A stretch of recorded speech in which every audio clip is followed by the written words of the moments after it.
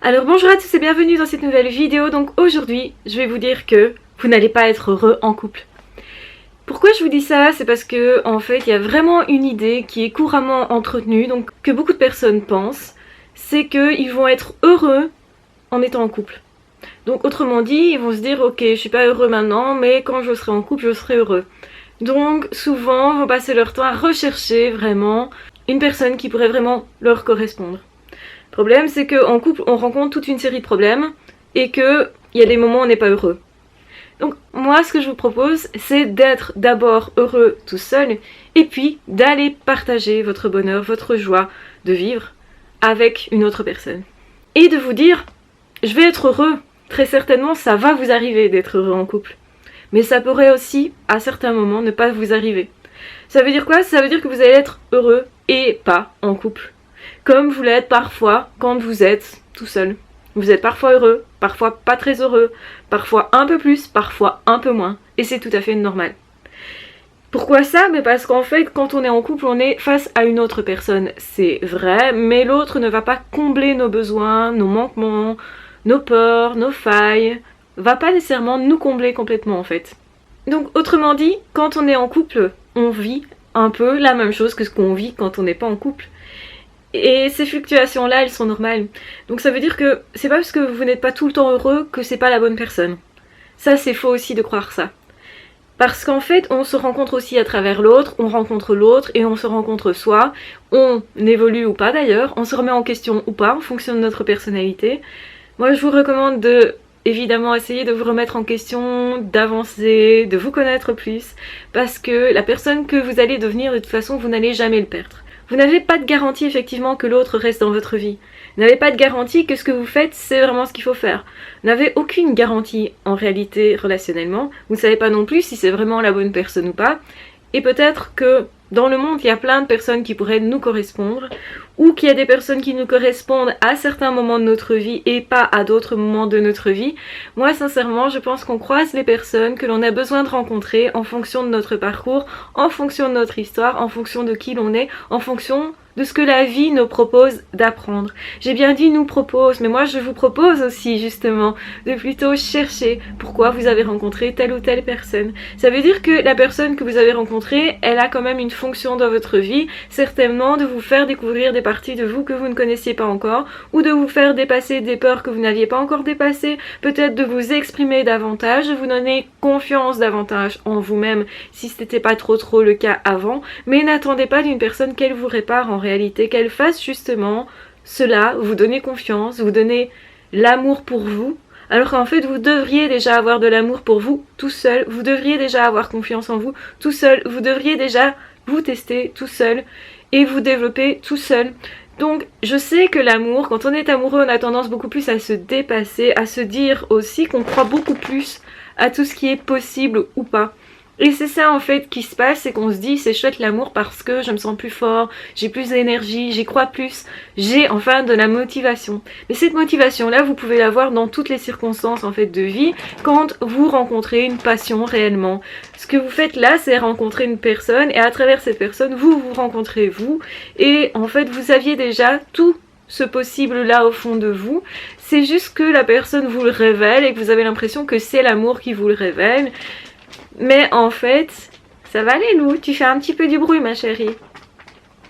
Donc ce qui se passe, c'est que forcément l'autre va nous apprendre à nous connaître sans que nous ayons vraiment conscience que c'est ça que l'autre fait en fait, principalement.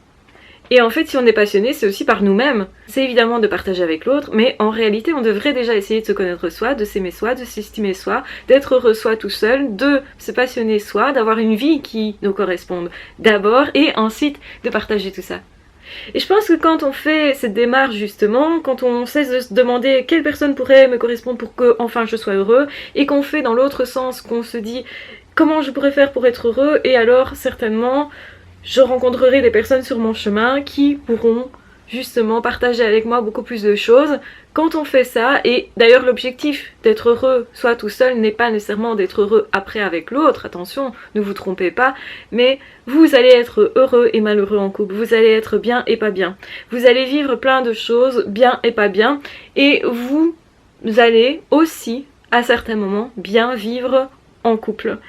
Ça veut dire que quand vous aurez appris à être heureux tout seul, forcément, ça vous arrivera aussi en couple, parce que vous aurez avec vous beaucoup plus de chances de sélectionner des personnes qui vous correspondent quand vous avez déjà l'habitude d'être comblé, d'être déjà rempli, vous n'êtes pas en manque. C'est-à-dire que plus on est en état de manque de quelque chose, par exemple quand on est malheureux, on est en manque de quelque chose, on n'est pas épanoui, on cherche justement du bonheur et on en a vraiment besoin. Et on sera certainement plus exigeant d'ailleurs avec les personnes qu'on va croiser. On va leur demander beaucoup plus d'attention, d'affection, etc. Je dis pas que c'est mauvais de demander et d'attendre de l'autre, c'est simplement que, effectivement, c'est compliqué d'en attendre beaucoup par rapport à une personne qui peut-être a déjà pas mal de choses à porter aussi pour son propre bonheur. Donc ça veut dire que moins vous allez être dans le « il me faut absolument ça », plus vous allez être cool en fait avec ce que vous obtenez éventuellement, et plus effectivement l'autre va vous donner parce qu'il se sent libre de le faire. Et donc en fait plus vous allez être épanoui vous tout seul, plus vous allez attirer des personnes qui vont vous remarquer parce que votre épanouissement va faire qu'on a envie de partager avec une personne qui a de l'ambition, qui a de la motivation, qui paraît justement chouette, qui est de bonne humeur régulièrement. Je dis pas que toujours tout va bien, bien sûr, c'est utopiste que de croire qu'on est tout le temps heureux quand on est en couple. Parce qu'il y a des personnes, c'est comme ça, elles pensent qu'une fois qu'elles auront rencontré la bonne personne, alors on sera heureux tout le temps, et si jamais ça ne se produit pas, c'est que c'est pas la bonne personne, et donc il y a des personnes qui rompent comme ça, alors qu'en réalité elles auraient pu vraiment faire un parcours de vie intéressant avec cette personne-là. Ça veut pas dire que cette personne ne va pas rencontrer une personne qui sera aussi intéressante dans le futur, parce que comme je vous l'ai dit, pour moi, on a plusieurs personnes avec qui on peut effectivement partager pas mal de choses. Et ce qui est intéressant, c'est le chemin. C'est pas tellement le résultat, c'est pas tellement le fait de se dire il faut absolument que je sois sûre c'est cette personne-là. En fait, on peut jamais vraiment à 100% être sûr. On apprend à connaître l'autre, on apprend justement à se connaître soi, à savoir comment je peux mieux gérer mes émotions, parce que si l'autre m'énerve, c'est que quelque part cette personne va toucher quelque chose qui déjà dans le passé m'énervait. Donc pourquoi cette personne m'énerve? Peut-être que c'est parce qu'elle me montre une partie de moi que j'ai pas envie de voir. Il y a beaucoup de personnes en fait, quand elles quittent quelqu'un, c'est parce qu'elle ne veut plus voir ce que l'autre lui renvoie.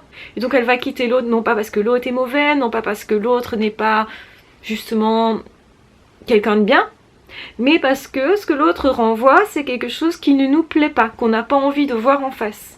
Si par exemple l'autre me renvoie que je suis pas capable de me débrouiller seule, parce que l'autre est très par exemple sécurisant, très protecteur comme ça, et que moi j'ai envie de développer mon autonomie, je vais peut-être rompre avec cette personne, non pas parce que cette personne en tant que telle elle est négative, ou parce que justement cette personne n'a pas de choses à m'apporter, peut-être que cette personne a des choses à m'apporter, mais que moi, ce qui est prioritaire là maintenant dans ma vie, c'est me développer moi, c'est d'être autonome moi. Donc autrement dit, j'ai pas envie d'être dépendante de quelqu'un, j'ai pas envie non plus que l'autre soit dépendante de moi. Et comme je veux plus de ce mécanisme-là, de ce schéma-là, parce que l'autre me renvoie quelque part mon incapacité peut-être à fonctionner tout seul, ou parce que justement je sais qu'alors je vais rester dans une sorte de confort où je vais pas me tester, où je vais pas oser. Et ça je peux pas moi l'assumer parce que ça va me rendre peut-être malheureux de ne pas aller dans quelque chose qui serait vraiment moi, où je peux vraiment m'épanouir. Et bien dans ce cas-là je peux quitter la personne simplement parce que cette personne ne correspond pas quelque part à mon projet actuel, à mon ambition actuelle. Et quand je dis projet actuel, c'est vraiment quelque chose qui part dans les tripes, hein. Donc parfois on quitte quelqu'un, non pas parce que cette personne est négative, non pas parce que cette personne est mauvaise, mais parce que pour ce moment-là, à cet instant-là, cette personne elle ne correspond pas à qui je veux devenir, à mes projets, à mon ambition. Peut-être simplement cette personne-là, elle n'a pas trop envie, elle, de se booster, de se lancer des défis, etc. Et si vous avez face à vous quelqu'un qui ne veut absolument pas bouger et que vous voulez absolument bouger, bah forcément vous comprenez bien que on peut pas rester vraiment ensemble, ou alors ce sera que de façon sporadique, se voir de temps en temps, mais on peut pas créer quelque chose vraiment de l'ordre du couple alors, hein. Donc évidemment c'est pour ça qu'il y a des personnes qui vont avoir plusieurs relations, qui vont aller chercher des choses différentes chez ces personnes-là. Peut-être parce que ces personnes-là ont besoin de choses différentes à des moments différents. Et donc chacun va faire ses choix en fonction de son chemin et du moment où il en est sur ce chemin. Donc le risque toujours quand on est quitté d'ailleurs, c'est de se dire je suis pas assez bien. Alors qu'en fait, ce que l'autre quitte, c'est plutôt l'image que vous lui renvoyez de lui. Et c'est ça qui est douloureux parfois. Quand on se dispute avec quelqu'un, on ne veut plus de ça, de ces expériences-là. C'est pas qu'on ne veut plus de la personne. Si justement on se dispute avec quelqu'un, c'est que certainement cette personne active chez nous des choses qui sont douloureuses. Peut-être qu'on ne veut pas pour l'instant travailler sur ces douleurs passées, ou qu'on n'en a pas la force ou le courage, ou qu'on n'a pas compris que l'autre en fait nous renvoie à notre passé, et que ce qu'on fait, ce qui est très courant dans les couples, c'est de dire à l'autre « c'est toi le problème, c'est parce que tu réagis comme ça ». Mais en réalité, c'est nous-mêmes qui ressentons quelque chose qui vient du passé, et on n'est pas encore en paix avec ça, donc c'est l'occasion de débloquer tout ça, de se libérer de beaucoup de choses. Mais il faut du courage, effectivement. Il faut reconnaître ça. Il faut avoir une certaine lucidité aussi. Donc en réalité, on croise beaucoup de personnes qui nous correspondent, avec qui on peut faire un bout de chemin, mais peut-être on va choisir que c'est peut-être pas le bon moment, ou que c'est pas la bonne personne, ou qu'on préfère aller plutôt vers une personne comme celle-là plutôt qu'une autre comme celle-là. Donc, vous allez ne pas être heureux en couple. Mais vous allez aussi être heureux en couple. Donc, attendez-vous aux deux. Quand vous rencontrez quelqu'un, ne vous dites pas « Ok, ça y est, maintenant, la chose est faite, c'est bon, c'est ok, normalement, tout devrait fonctionner nickel. Je dois plus me remettre en question, je vais plus devoir faire d'efforts, je vais pas souffrir d'aucune façon, à aucun moment. » Maintenant, si vous souffrez tout le temps, c'est pas normal, bien sûr. Ne restez pas dans une relation où vous souffrez tout le temps. Il faut toujours qu'il y ait au moins 70% de moments heureux et que 30% maximum de douleur, de souffrance, etc. C'est normal de se disputer un peu, de réactiver chez l'autre aussi des blessures qu'il aurait, parce que quand on est en couple, forcément, on est dans une certaine proximité, intimité, donc on va aller toucher l'intimité de l'autre et on va justement aller toucher ce qui est le plus personnel. Donc si vous traînez avec vous des manquements, des blessures, etc., et c'est tout à fait normal d'en avoir, tout le monde en a, mais c'est normal qu'à certains moments, l'autre vous énerve. C'est normal aussi de ne pas avoir toujours tout vu de l'autre. Parce qu'au départ, on ne se présente pas nécessairement avec justement ce qu'on a de moins drôle. Donc c'est-à-dire qu'au départ, on est un petit peu aussi nous-mêmes peut-être sur un nuage. Donc l'état amoureux est que parfois on est dans cet état-là, où on voit surtout le beau chez l'autre et le beau chez soi. On profite de l'instant qui est quelque chose de nouveau. On profite de la nouveauté, donc on ne s'est pas encore lassé, donc on ne connaît pas encore l'autre, donc on a encore des choses à découvrir. Donc c'est plus facile, on va dire, au début de la relation, en tout cas, de ne pas se lasser. Maintenant, parfois, justement, il y a certaines personnes qui, quand l'autre va les renvoyer dans quelque chose de douloureux, vont se dire « Ah ben, c'est pas la bonne personne et je vais quitter cette personne. » C'est peut-être un peu hâtif, on va dire. Ça veut dire qu'effectivement, si l'autre fait exprès de vous blesser, là, ne restez pas là-dedans. Mais si l'autre, sans vouloir, déclenche en vous des réactions que vous n'aviez pas prévues, et c'est normal, eh bien il faut les accepter aussi et comprendre ce qu'il y a derrière. Donc ça veut dire que forcément vous allez avoir des moments où vous serez moins drôle, où vous serez peut-être plus en colère, où vous serez moins de bonne humeur, où vous aurez moins bien dormi. Parce que la vie elle va comme ça, parce que la vie c'est un ensemble de problèmes et de solutions, et c'est un chemin, et vous ne pouvez pas vous dire je vais tout le temps être heureux, comme d'ailleurs ce ne sera pas possible d'être tout le temps malheureux, quelle que soit votre situation. Donc en fait votre situation elle n'est pas fixe, c'est un mouvement. Et la vie c'est aussi un mouvement. Et donc le couple est aussi un mouvement. Et donc vous-même vous êtes en mouvement. Ça veut dire qu'un jour vous allez vous lever et tout va bien dans votre vie. Vous allez vraiment être glorieux, comme ça vous sentir très bien, vous sentir vraiment épanoui, vous aurez envie de partager, de vous ouvrir, d'être créatif, d'être dans l'humour, dans la taquinerie, etc. Tout ce qui pour vous est plutôt une énergie positive, agréable, etc. Puis il y a des jours où vous allez vous lever et vous en aurez marre ce jour-là. Peut-être que ce jour-là vous avez mal au ventre, ou peut-être que ce jour-là il est arrivé un truc juste avant et ça vous a énervé. Peut-être que ce jour-là, vous trouvez votre vie pas top, ou peut-être qu'elle vous correspondra plus à ce moment-là, et qu'il y a plein de choses à changer. Ce qui est intéressant, c'est de s'asseoir et de se dire ok, qu'est-ce qui se passe en moi, pourquoi ça arrive, est-ce que ça me renvoie à quelque chose du passé, est-ce qu'il y a quelque chose que j'aurais à décoincer. Et est-ce que l'autre me renvoie ça parce qu'il fait exprès de me blesser, de me faire mal ou autre, ou parce que cette personne simplement me correspond vraiment. Donc c'est-à-dire qu'une personne qui va vous correspondre vraiment, elle va aller vous toucher dans des choses très intimes et va justement réactiver vos douleurs passées, non pas pour vous faire souffrir, très certainement pas, parce que la personne elle a même pas souvent conscience qu'elle est réactive des choses comme ça douloureuses chez vous, mais pour justement vous donner l'occasion de vous débarrasser de tout ça. De vraiment en avoir fini avec ça. Et l'autre, c'est peut-être quelqu'un qui vous ressemble pas mal, et c'est peut-être pour ça que justement c'est compliqué. On a parlé justement des surdoués, ensemble 2 surdoués ça peut vraiment coller très bien, donc vous pouvez vous entendre hyper bien avec quelqu'un qui fonctionne comme vous bien sûr, mais aussi cette personne va vous renvoyer, et je dirais vous renvoyer vraiment dans la figure comme ça, les trucs douloureux que vous avez vécu. Si vous n'acceptez pas comment vous êtes, alors que l'autre est comme vous, plus l'autre va être comme vous, et plus vous allez vous prendre de face en fait ce que vous n'acceptez pas en vous. Et on a tous ces parties qu'on aime moins, on va dire. Donc le truc c'est vraiment se dire ok, je cherche pas à être parfait, je sais que je le serai pas. Je sais qu'à certains moments je vais faire vivre à l'autre des douleurs et des blessures, des manquements, des moments pas très sympas en fait. Mais en même temps ces moments ce sont aussi des défis. Et si on les dépasse ensemble à chaque fois, eh bien c'est là qu'on va créer la relation. C'est pas au début où c'est, on va dire, un petit peu facile, où justement on a l'impression que tout va se faire facilement. En réalité, rien n'est vraiment facile et aisé, tout s'apprend. Et l'amour, le couple, c'est un apprentissage. Donc, vous n'allez pas être heureux parce que vous êtes en couple. Mais le bonheur pourrait vous arriver quand même. Attendez-vous au bonheur, mais attendez-vous aussi à vivre des moments pas simples, pas faciles, pas fluides. Et c'est pas grave, c'est pas pour ça que c'est pas la bonne personne. C'est peut-être pas le bon moment, mais la bonne personne.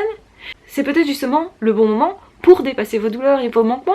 Et tant mieux si l'autre fait pas comme je veux. C'est peut-être justement chiant, etc. Mais si l'autre fait toujours comme je veux, quel défi est-ce que j'ai? Est-ce que j'ai l'occasion de dépasser justement ces douleurs du passé? Non. Est-ce que c'est pas plus intéressant justement de les dépasser et de s'en débarrasser? Alors vous allez me dire, mais moi j'ai pas envie de les voir en face. J'ai pas envie de les revivre. J'ai pas envie d'être confrontée à ça. Bah oui, je sais. Mais en même temps, quand vous allez dépasser tout ça, vous allez vous dire waouh, génial, je suis fière de moi. Et en plus, je suis fière de l'autre. Que l'autre, justement, m'ait mis le nez là-dedans, c'est génial. Parce que tout seul, j'aurais certainement pas fait. Et peut-être que l'amour, ça sert à ça. Donc l'amour, ça sert pas spécialement à être heureux, ça sert à se connaître, ça sert à se dépasser, ça sert à se dépasser ensemble, et certainement à partager beaucoup. Partager quoi? Sa joie de vivre, vraiment. Soyez déjà heureux, vous tout seul. Soyez déjà en progrès, vous tout seul. Faites déjà tout ce qu'il faut pour vous aider tous les jours avant de commencer à aider quelqu'un d'autre. Il y a des personnes qui cherchent comme ça continuellement à aider les autres, mais ne s'aident pas elles-mêmes. Ça, c'est une erreur. Vous devez être 2 dans la relation. C'est-à-dire que oui, je vais faire attention à l'autre, à ses besoins, à comment l'autre fonctionne. J'ai essayé de lui faire plaisir à certains moments. Et d'ailleurs, je vais essayer de ne jamais considérer que c'est acquis, parce que ça c'est une grosse erreur très courante. Donc au final on considère que l'autre est un peu comme un meuble à la maison, c'est-à-dire de l'acquis, on a l'habitude de le voir dans le paysage, et on se rend pas compte qu'en fait on n'entretient plus cette petite flamme, cette relation. Tout se construit tous les jours, à chaque instant. Et l'oublier, c'est malheureusement courir un gros risque de lasser l'autre, d'oublier justement de partager sa joie de vivre. Et la joie de vivre, ça s'entretient. Comme s'entretient l'amour de soi, comme s'entretient la confiance en soi, comme s'entretiennent d'ailleurs les passions. Notre passion de vivre, nos passions dans un domaine particulier, ça s'entretient. On peut se dire, mais ça fait des années que je suis comme ça. Oui, bien sûr, mais vous l'avez construit au fur et à mesure. Et donc tout s'entretient, y compris les relations. Relation à soi, relation à l'autre. Et les 2 doivent être bonnes, pour ne pas être apeuré quand on est face à soi, face à justement ce qu'on ne voulait pas voir, et pour ne pas être apeuré non plus face à l'autre, face justement aussi à ce qu'on ne voulait pas voir de l'autre. Donc quand l'autre se met en colère, peut-être, c'est moins top. J'ai peut-être moins envie d'être avec l'autre quand cette personne est comme ça. Mais qu'est-ce que la colère de l'autre, au final, m'apprend vraiment sur moi? Donc ça me permet de justement gérer cette colère-là, de comprendre pourquoi ça se passe. Aussi, l'autre m'exprime quelque chose de fondamental de lui-même. Donc c'est important de se dire ok, et à quoi ça me renvoie moi? Est-ce que face à une personne en colère, je réagis plutôt en me soumettant, plutôt en essayant de contrôler, plutôt en contre-attaquant? Parce qu'il y a beaucoup de personnes, c'est comme ça, et parfois des disputes, ça ne part que de ça. C'est non mais c'est pas moi le problème, c'est toi. Je ne veux pas voir en moi ce qui dysfonctionne, j'estime que c'est chez toi qu'il y a un problème. Donc on passe son temps à se renvoyer la balle, et au final on se remet pas en question. Et le problème c'est que quand l'un des 2 refuse systématiquement de se remettre en question. Donc je dis pas juste refuse à un moment donné, parce que forcément qu'on a justement des barrières, on a des murs qui nous protègent quelque part, on a tous des mécanismes de défense en fait, hein. Quand on veut pas accepter que l'autre soit comme ça, ou que nous soyons vus ou perçus comme ça, c'est parce qu'on a des mécanismes de défense. Et ce qui est important, c'est de dire ok, l'autre me voit comme ça, moi je suis pas obligée d'accepter, est-ce que je m'aime toujours dans cette situation? Comment je vais faire pour continuer quand même avec l'autre? Est-ce que je m'aime toujours dans cette situation? Comment je vais faire pour quand même continuer avec l'autre? Comment je vais faire pour moi quand même retrouver cette joie de vivre et cette joie de partager? Donc oui, on a tous des défauts en tant qu'être humain et c'est normal. Donc vous ne pouvez pas vivre que le bonheur en couple, c'est impossible. Mais attendez-vous à vivre quand même beaucoup de bonheur en couple et même à rompre éventuellement une relation si vous vivez principalement autre chose que de la joie, du plaisir, du partage. Attention qu'effectivement, si vous étiez malheureux avant en couple, donc avant d'être en couple, et bien à ce moment-là, forcément, quand vous allez vous mettre en couple, tout va ressurgir. Toutes vos douleurs vont ressurgir. C'est pour ça que c'est fondamentalement une grosse erreur que de se dire comme je ne vais pas bien, je vais me mettre en couple et l'autre va me réparer et l'autre va m'aider. Et forcément, c'est facile pour les gens en couple, ils ont de l'entrain, ils s'amusent, etc. Mais pour quelqu'un tout seul, c'est plus compliqué. Et c'est vrai que quelque part, quand on est épaulé, encouragé, forcément, on arrive plus facilement à avoir des résultats dans sa vie. Mais généralement, pour avoir ça, il faut déjà soi-même s'encourager et avoir envie d'encourager l'autre aussi. Donc, l'autre ne va pas réparer vos problèmes, l'autre justement va même les mettre à nu. Et donc, plus vous avez de problèmes avant de vous mettre en couple, et plus vous en aurez durant la vie de couple. Donc non, vous n'allez pas être heureux en couple, mais attendez-vous à être heureux si vous commencez déjà par travailler avec vous, sur vous, en vous aimant, en vous acceptant, en vous disant ok, je suis pas obligée d'être parfait, parfaite, on peut m'aimer comme ça quand même, c'est pas un problème, puisque je m'aime comme ça, même sans être parfait. Ne cherchez donc pas la perfection, cherchez simplement à partager qui vous êtes, à faire de votre mieux, et ce sera déjà pas mal. Voilà, je vous embrasse bien fort, je vous aime très fort, surtout prenez bien soin de vous, et de toute façon on se retrouve très vite dans d'autres vidéos, ou dans d'autres podcasts. Ciao, bye bye.